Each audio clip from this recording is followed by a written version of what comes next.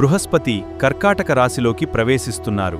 దీని ప్రభావం ద్వాదశ రాశులపై పడుతుంది. మీ రాశిపై ఎలాంటి ప్రభావం ఉంటుందో చూడండి. నమస్కారం. ఆర్వీఆర్ టీవీకి స్వాగతం.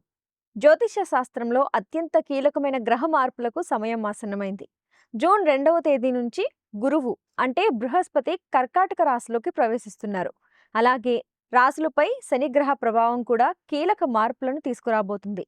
ఈ అరుదైన గ్రహ సంచారాల ప్రభావం మేషరాశి నుంచి మీనరాశి వరకు వారి జీవితాలపై ఎలా ఉండబోతోంది? ఎవరికి అదృష్టం కలిసొస్తుంది? ఎవరు జాగ్రత్తగా ఉండాలి? ఉద్యోగం, వ్యాపారం, ధనం, ఆరోగ్యం, వివాహం, కుటుంబం ఏ రాశి వారికి ఎలా ఉండబోతోంది? ఇలాంటి ఆసక్తికరమైన అంశాలని ఈరోజు తెలుసుకుందాం. మనతో పాటు జ్యోతిష్య కేసరి శ్రీ చిర్రావూరి అనంత శర్మ గారు మనతో ఉన్నారు. గురువు గారిని అడిగి మరిన్ని విషయాలు తెలుసుకుందాం. నమస్కారం గురువుగారు. గురుగారు, జూన్ 2 నుంచి మనకి ఈ గురుడు కర్కాటక రాశిలోకి వస్తున్నాడు. అయితే దీనివల్ల వృశ్చిక రాశి వారికి ఎలాంటి ప్రభావం ఉంటుంది? అలాగే వాళ్ళు చేసుకోవాల్సిన పరిహారాలు ఏంటి అనే విషయాన్ని తెలియచేయండి. వృశ్చిక రాశికి ఈ జూన్ 2 నుంచి గురుని యొక్క దృష్టి ఉన్నందువలన రాశి వారికి విశేషమైన అభివృద్ధి ఉంటుంది అని చెప్పవచ్చు. ఆత్మవిశ్వాసం పెరుగుతుంది. వారి యొక్క సామర్థ్యాన్ని పెంచుకోవడానికి కావాల్సిన అన్ని రకాల ప్రయత్నాల్ని వాళ్ళు నిర్విఘ్నంగా ముందరికి తీసుకెడుతూ పూర్తి చేసుకోగలుగుతారు. అంటే విద్యాభ్యాసం అయితే విద్యాభ్యాసము, అభివృద్ధికి సంబంధించిన చిన్న చిన్న కోర్సులు ఏమైనా చేసి డెవలప్ అవ్వడం అయితే అది, లేదా ఏదైనా కార్యక్రమాలు ప్రారంభిద్దాం అనుకునే వ్యాపారము ఇంకోటి ప్రారంభిద్దాం అనుకున్నప్పుడు ఆ ప్రారంభించడానికి కావాల్సిన పూర్తి సహకారాన్ని వీరు పొందుతారు అని చెప్పుకోవచ్చు. ఇక ఈ రాశికి ఉన్న ప్రత్యేకత ఏమిటి ఇక్కడ అంటే, వీరిలో ఉన్న లక్షణము వేచి ఉండి సమయం సందర్భం చూసుకుని ముందడుగు వేయడం. ఇది వీళ్ళలో సహజంగా ఉన్నది. ఎక్కడైనా లోపాలు కనిపిస్తే ఆ లోపాలని స్పష్టంగా గుర్తించగలుగుతారు. అంటే ప్రూఫ్ రీడింగ్, ఇప్పుడు పుస్తకాలు ఉన్నాయనుకోండి, ప్రూఫ్ రీడింగ్ చేస్తూ ఉంటారు కదా, అలాగే అందులో ఉన్న లోపాలని సులభంగా గుర్తించే లక్షణం ఉంటూ ఉంటుంది. సవరణలు ఏమైనా ఉంటే చేయగలుగుతూ ఉంటారు. ఈ రకమైన నైపుణ్యం కలిగి ఉన్నందువల్ల, నిశితంగా ప్రతి విషయాన్ని పరిశీలించడం అనే లక్షణం ఉన్నందువలన ఆ రకమైన విషయాల్లో వీళ్ళకి మంచి గుర్తింపు ఉంటుంది, అభివృద్ధి ఉంటుంది. అయితే ఎదుటి వాళ్ళలో లోపాలు కనిపిస్తున్నాయి కదా అని వేలెత్తి చూపించే ప్రయత్నం చేయకూడదు. కొంచెం జాగ్రత్తగా వ్యవహరించాలి. గురుడికున్న మరొక లక్షణం ఏమిటి అంటే, విషయాన్ని ఎదుటి వాళ్ళకి తెలియచేయడము, జ్ఞానాన్ని అందించడము అనే లక్షణం ఉంటుంది. కాబట్టి ఎదుటి వాళ్ళకి మంచి కోసమే చెప్పాము, మనం ముక్కుసూటిగా చెప్పేసాము, లేకపోతే ఉన్నమాట చెప్పాం కదా అనే ప్రయత్నం చేయడం మంచిది కాదు.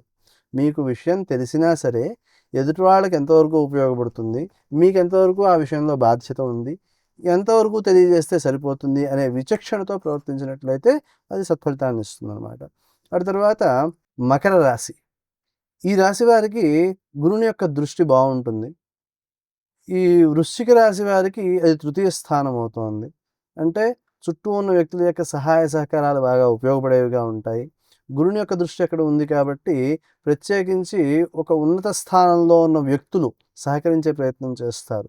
ప్రధానంగా ఏ రాజకీయ నాయకులు మొదలైన వారు. ఎందుకు అంటే సహజంగా మకరము అనేది దశమ స్థానం సహజ రాశి చక్రానికి. కాబట్టి దానికి సంబంధించిన దశమం ఉన్నప్పుడు ఉద్యోగము, పదవి, గౌరవము ఇలాంటివన్నీ వస్తాయన్నమాట. ఆ అంశాలకు సంబంధించినది కాబట్టి తత్సంబంధమైన వ్యక్తులతో ఉండే అనుబంధాలు మీకు బాగా ఉపయోగపడేవిగా ఉంటాయి. వాళ్ళ యొక్క సహాయ సహకారాలు బాగుంటూ ఉంటాయి. అటు తర్వాత మీనరాశి దగ్గరికి వెళితే, మీనానికి నవమ దృష్టి ఉంది, గురుని యొక్క దృష్టి. ఈ వృశ్చిక రాశి వారికి అది పంచమ స్థానం అవుతోంది. ఈ పంచమము నవమము అనే అనుబంధం చాలా విశేషమైనది. ఇక్కడ నవమస్థానం ఏదైతే ఉన్నదో ఆ నవమస్థానంలో గురుడు ఉండడము, అంటే కర్కాటక నవమం అవుతోంది. అక్కడి నుంచి గురు దృష్టి రాశిపైన ఉండడము, అలాగే రాశి నుంచి పంచమ స్థానమైన మీనానికి గురుదృష్టి ఉండడము. ఇది ఈ రాశి వారికి ఉన్న ఒక ప్రత్యేకమైన లక్షణంగా మనం చెప్పుకోవచ్చు. ఈ జూన్ 2వ తారీఖు నుంచి గురుని సంచారం కర్కాటకంలోకి వచ్చినప్పుడు ఇలాగా విశేషమైన ఒక త్రికోణం ఏర్పడుతోంది. కాబట్టి ఈ రాశి వారికి అభివృద్ధి చాలా బాగుంటుంది అని నిర్మోహమాటంగా చెప్పుకోవచ్చు. ఈ అభివృద్ధిని సద్వినియోగం చేసుకోవడానికి పంచమ స్థానంలో చెప్పబడిన ఉపాసన, సంతానం యొక్క ధార్మికపరమైన అభివృద్ధికి చేయవలసిన కృషి, నవమస్థానంలో చెప్పబడిన పుణ్యార్జన ఇత్యాధికారన్నింటిపైన, అంటే ఆధ్యాత్మిక మార్గంలో ప్రయాణం చేయడము అనే విషయాన్ని దృష్టిలో పెట్టుకుని కనుక వీరు ప్రయాణం చేసినట్లయితే అది చాలా చక్కని ఫలితాన్ని ఇస్తుంది. అదీ కాక గురుడు ఉచ్చలో ఉన్నాడు. ఇప్పుడు కర్కాటకంలో 2వ తారీఖు నుంచి వచ్చే గురుడు ఉచ్చలోకి వస్తున్నాడు. కాబట్టి ఇది చాలా విశేషమైన ఫలితాన్ని ఇస్తుంది ఈ రాశి వారికి అని చెప్పుకోవచ్చు. గురువుగారు, గోదావరి పుష్కరాల సమయంలో అసలు ముహూర్తాలే ఉండవు అని చెప్తూ ఉంటారు. అది ఆ ప్రాంతానికే పరిమితమా లేదా అందరికీ ఉండవా?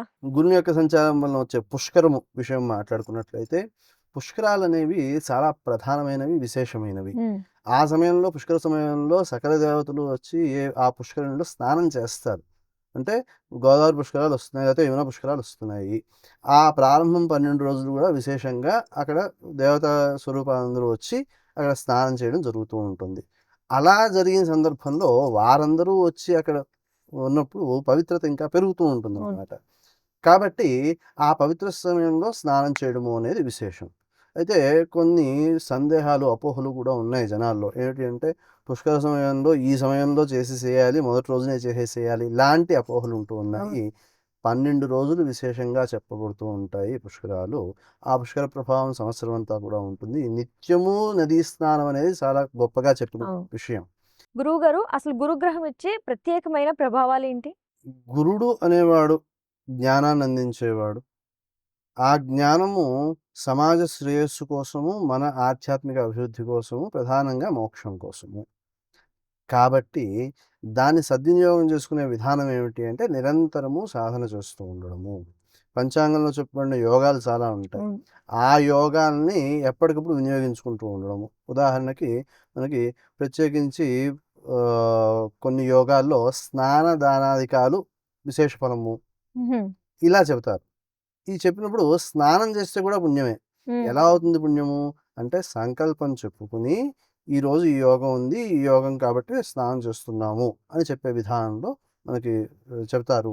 ఈ సంకల్పం చెప్పుకునే విధానం తెలియకపోతే, ఆ యోగం ఏమిటో తెలిస్తే, ఆ యోగం పేరు చెప్పి ప్రయుక్త అంటే ఈ యోగం ఉంది కాబట్టి స్నానం చేస్తున్నాను అని తెలుగులో చెప్పుకున్నా గానీ అభ్యంతరం లేదు. హ్మ్. కానీ మనం స్నానం చేసే ముందు ఆ సంకల్పం అనేది చాలా ప్రధానం అనమాట. అలాగా నిత్యము పుణ్యార్జన కోసం ఉపయోగపడే విధానాన్ని అనుసరించడానికి గురువు ఇచ్చే జ్ఞానం చాలా బాగా ఉపయోగపడుతుంది. అంతేకాదు కొత్తగా ఏమైనా ఆవిష్కరణలు చేయాలి అంటే ఆ జ్ఞానం కావాలి. నూతనత్వం కావాలి కాబట్టి. అలాగా గురుని యొక్క అనుగ్రహం కోసం గురువు యొక్క అనుగ్రహం కూడా ప్రధానమే అంటారు. హుహు. ఎందుకు అంటే భగవంతుణ్ణి ఆశ్రయిస్తే మనకేది కావాలంటే అది వస్తుంది. కానీ ఏది కావాలని అడగాలో మనకు తెలియదు కాబట్టి ఆ మార్గాన్ని చెప్పేవాడు గురువు. కాబట్టి గురువు అనుగ్రహం ద్వారానే ఆ భగవంతుణ్ణి మనం ఆరాధన చేయడము అనేది ప్రధానమవుతుంది. అంచేత ఈ గురువు యొక్క మార్పు అనేది చాలా విశేషమైనదిగా మనం గుర్తిస్తాము. ఆ గురువుని యొక్క ప్రభావాన్ని పూర్తిగా సద్వినియోగం చేసుకోవడం కోసం మనం ప్రయత్నం చేయాలి.